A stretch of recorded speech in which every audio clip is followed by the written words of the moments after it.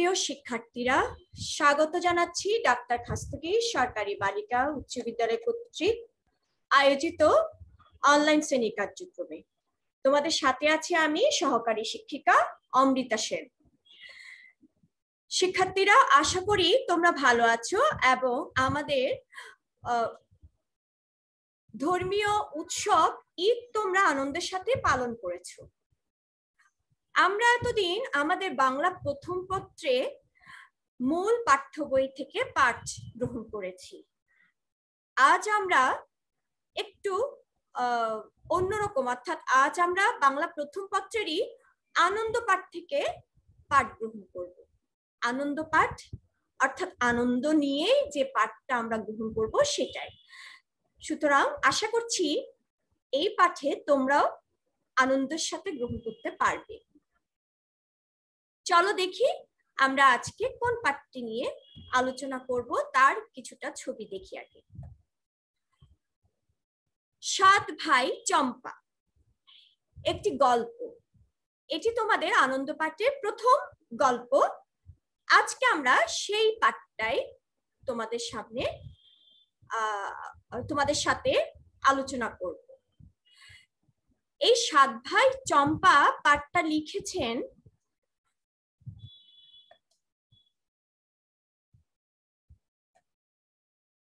দক্ষিণারঞ্জন মিত্র মজুমদার। চলো প্রথমে আমরা লেখক পরিচিতিটুকু জেনে নিই। দক্ষিণারঞ্জন মজুমদার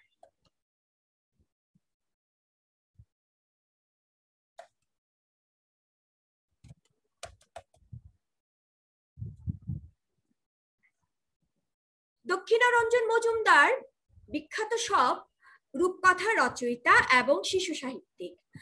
প্রধানত ঠাকুরমার ঝুলি নামক বইয়ের জন্য বাঙালি পাঠক সমাজে তিনি অধিক পরিচিত। তার জন্ম 1877 খ্রিস্টাব্দে ঢাকা জেলার সাভার উপজেলার উলাইল এলাকার কর্ণপাড়া গ্রামে।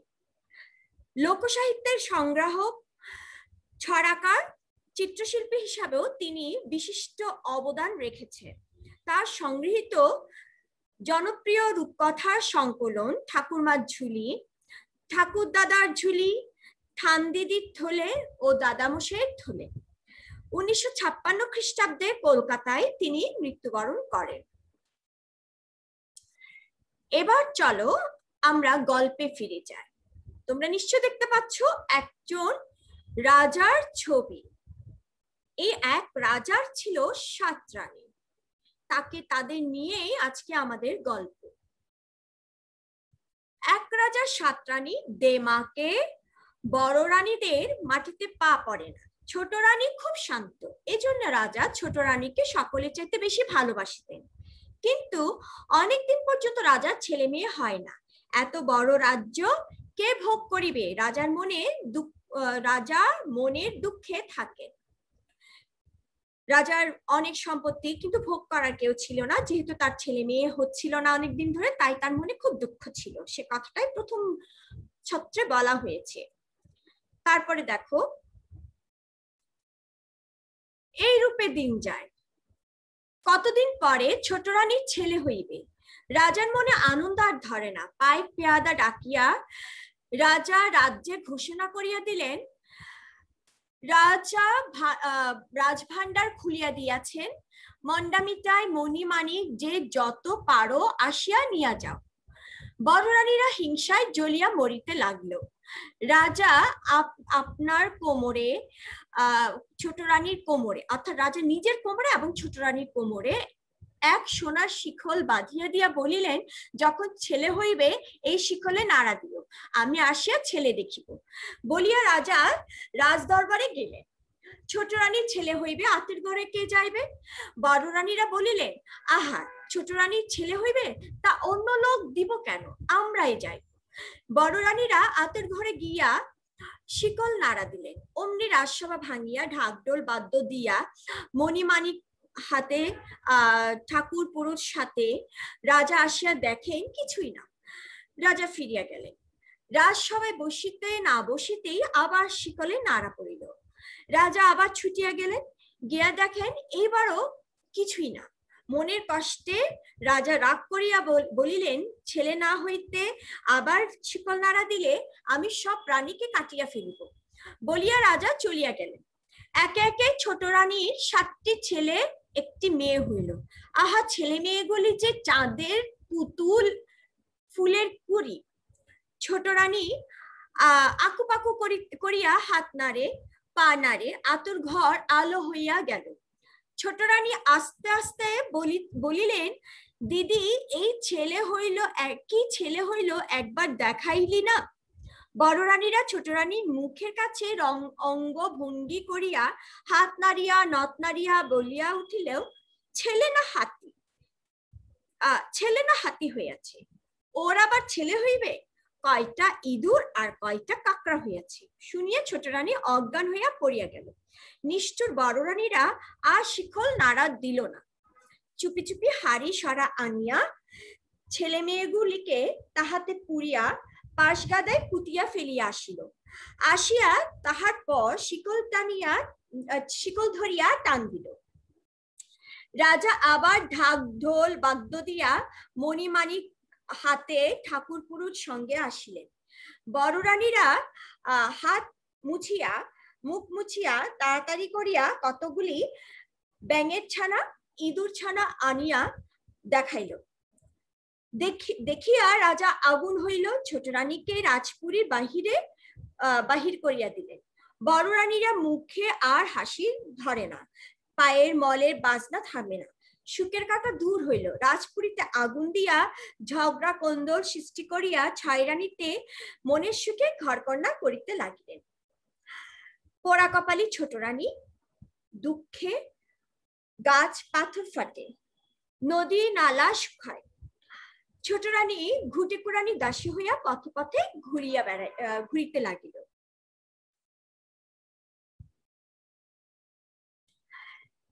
এমনই করিয়া দিন যায়। রাজার মনে সুখ নাই, রাজার রাজ্যে সুখ নাই। রাজপুরী খা খা করে। রাজার বাগানে ফুল ফোটে না, রাজার পূজা হয় না। একদিন মালি আসিয়া বলিল, মহারাজ, নিত্য পূজার ফুল পাই না। আজ যে পাশগাদার উপরে 7টা চাপা, এক পারুল গাছে তুলতুলে 7 চাপা আর এক পারুল ফুটিয়া রহিয়াছে। রাজা বলিলেন, তবে সে ফুল আনো, পূজা করিব। মালি ফুল আনিতে গেল। মালিকে দেখিয়া পারুল গাছে পারুল ফুল চাপা ফুল দিকে ডাকিয়া বলিল, 7 ভাই চম্পা জাগরে। অমনি 7 ভাই নড়িয়া উঠিয়া সাড়া দিল। কেন বোন পারুল ডাকরে? পারুল বলিল, রাজার মালি এসেছে, পূজার ফুল দিবে কিনা দিবে। 7 চাপা তুত্তুর করিয়া উপরে উঠিয়া গিয়া ঘাড় নাড়িয়ে বলিতে লাগিল, না দিব না দিব ফুল, উঠিব শতেক দূর। আগে আসুক রাজা, তবে দিব ফুল। দেখিয়া শুনিয়া মালি অবাক হইয়া গেল।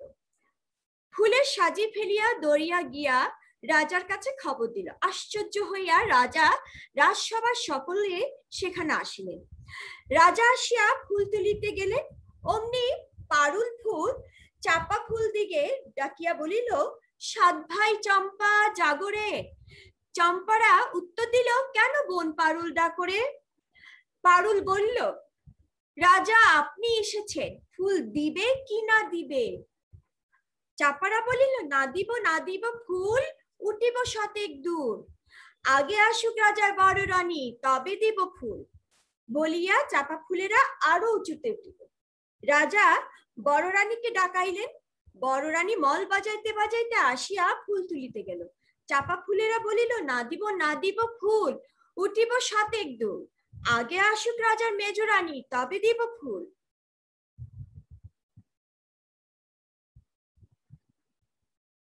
তাহার পর মেজ রানী আসিলেন, সেজ রানী আসিলেন, নোয়া রানী আসিলেন, কনে রানী আসিলেন। কেহই ফুল পাইলেন না।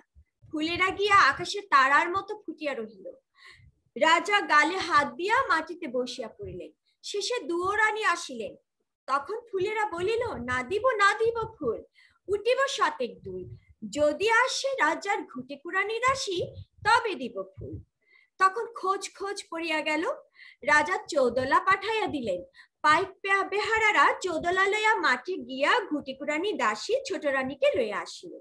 ছোট রানী হাতে পায়ে গোবর, পরনে ছেঁড়া কাপড়, তাই লইয়া তিনি ফুল তুলিতে গেলেন।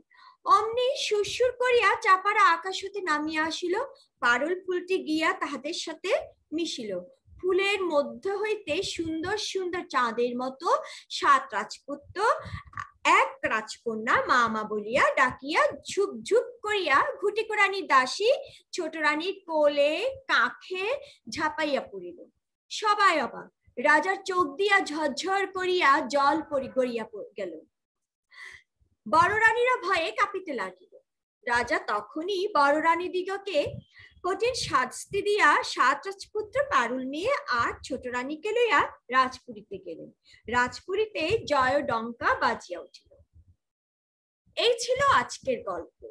গল্পে ছোট রানীর 7টি পুত্র সন্তান, 1টি কন্যা সন্তান হয়েছিল।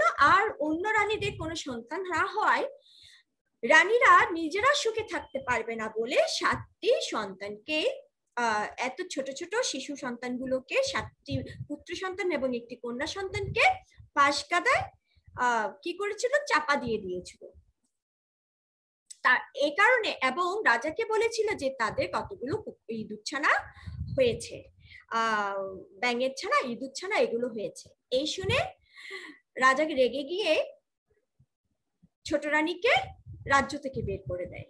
কিন্তু পরবর্তীতে দেখা যায়, নানান ঘটনার পরে দেখা যায় সত্যি যতই চাপা দেওয়া হোক না কেন সত্যিটা বেরিয়ে আসে। সত্যি কখনোই চাপা থাকে না।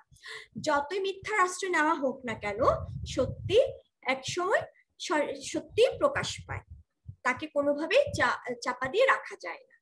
তাই যখন এই 7 ছেলে এবং 1 মেয়ে চাপা ফুল ও পারুল ফুল হয়ে ফোটে এবং সেই ফুল যখন তুলতে যায় একে একে বড় রানী, মেজো রানী, সেজো রানী, নরানী, কনে রানী, এমনকি রাজাও যায়, কেউ সেই ফুল তুলতে পারে না। যখন সে ছোট রানী ঘুটিকুরানি দাসী হিসেবে যে রাজ্যের বাইরে অবস্থান করছিল, সে যখন আসে তখনই এই সকল ফুলেরা তাদের মায়ের কাছে মা বা বলে তার মায়ের কোলে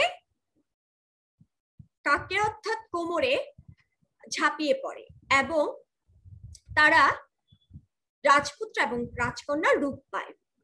তখন সকলের কাছে সব ঘটনা পরিষ্কার হয়ে যায়। তারা বুঝতে পারে যে বড় রানীরা ষড়যন্ত্র করে ছোট রানীকে রাজ্য ছাড়া করেছিল এবং রাজপুত্র রাজকন্যাদেরকে পাশকাদায় চাপা দিয়েছিল। এই সত্য পরে প্রকাশ পায় এবং রাজপুরীতে জয়ডঙ্কা বেজে ওঠে। এই হলো গল্পটি। এখানে এটি একটি রূপকাশ্রয়ী গল্প এবং এতে রূপকের আশ্রয় নিয়ে প্রকৃত সত্যটি যেটি তোমাদেরকে জানানোর চেষ্টা করা হয়েছে সেটি হলো সত্যি কখনোই মিথ্যার বেড়াজালে চাপা থাকে না। যতই মিথ্যার আশ্রয় নিক না কেন সত্যি একদিন প্রকাশিত হবেই। আচ্ছা, এখন আমরা শব্দের অর্থগুলো একটু জেনে নিই। দেমাগ, দেমাগ শব্দটির অর্থ হলো অহংকার। শব্দটি এসেছে আরবি দিমাগ শব্দ থেকে। পাইক, পেয়াদা, রাজকর্মচারী, যেমন পদাতিক সৈন্য, পত্রবাহক, লাঠিয়াল ইত্যাদি। আতুরঘর, শিশুর জন্ম হয় যে ঘরে। ঠাকুর পুরুত, ঠাকুর পুরোহিত, যারা পুজো পরিচালনা করেন। আকুপাকু করা, ব্যাকুলতা প্রকাশ। অঙ্গ রঙ্গভঙ্গি, রং ঢঙের ভঙ্গি। নথ, নাকে পরার জন্য এক ধরনের অলংকার। পাশগাদা, ছায়ের স্তূপ। পুতিয়া, মাটি চাপা দিয়ে। মল, পায়ের অলংকার বিশেষ। পোড়া কপালি, দুর্ভাগা। ঘুটিকুরানি, গোবরের তৈরি জ্বালানি সংগ্রহ করে যে। নিত্য পূজা, প্রতিদিনের পূজা অনুষ্ঠান। তুরতুর, দ্রুত, তাড়াতাড়ি। টুলটুলে, সুন্দর প্রকাশক শব্দ। নোয়ারানী, চতুর্থ রানী। দুয়োরানী, স্বামীর সোহাগ বঞ্চিত যে নারী।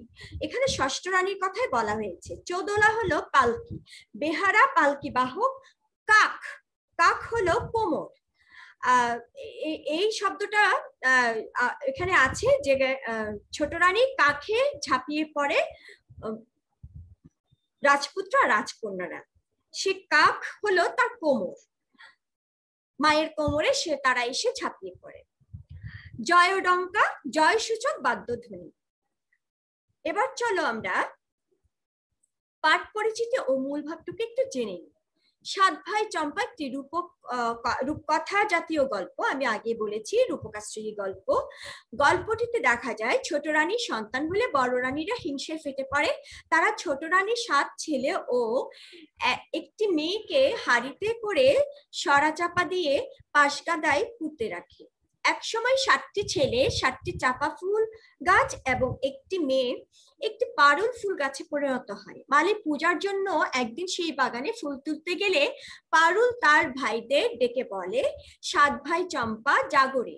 ভাইয়েরা মালিককে ফুল না দিয়ে একে একে রাজা, বড় রানী এবং সবশেষে ঘুটেকু রানী ছোট রানীকে ডেকে পাঠায়। ছোট রানীকে নিয়ে আসার পর বড় রানীদের ষড়যন্ত্র ধরা পড়ে। রাজা বড় রানীদের রাজপ্রাসাদ থেকে বের করে দেয় এবং ছোট রানী 7 রাজপুত্র ও রাজকন্যা পারুলকে নিয়ে প্রাসাদে ফিরে আসেন। মানুষের প্রতি হিংসা বিদ্বেষ ভালো কিছু বয়ে আনে না। মানুষের যদি হিংসা বিদ্বেষ থাকে তাহলে তার দ্বারা ভালো কিছু হয় না, এই কথাটাই বলা হচ্ছে। মিথ্যের আশ্রয় গ্রহণ করলেও সত্য একদিন প্রকাশ পায়। এই যে আমি বলেছি যে মিথ্যের আশ্রয় নিয়ে ছোট রানীকে রাজ্য ছাড়া করেছে এবং ছোট রানীকে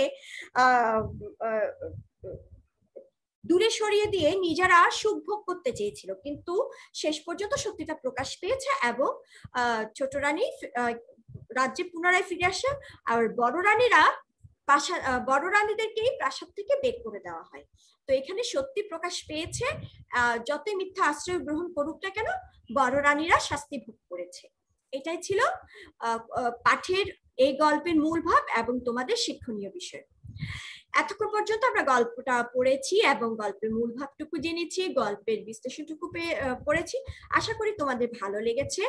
একটা সুন্দর রূপকথার গল্প আমরা আজকে পড়লাম। নিশ্চয় তোমাদের খুব ভালো লেগেছে। গল্প শুনতে তো আমাদের সবারই ভালো লাগে, নিশ্চয় তোমাদেরও ভালো লেগেছে। আনন্দ পাঠের পরবর্তী গল্পগুলো আমরা আস্তে আস্তে পরবর্তী ক্লাসে দেখব।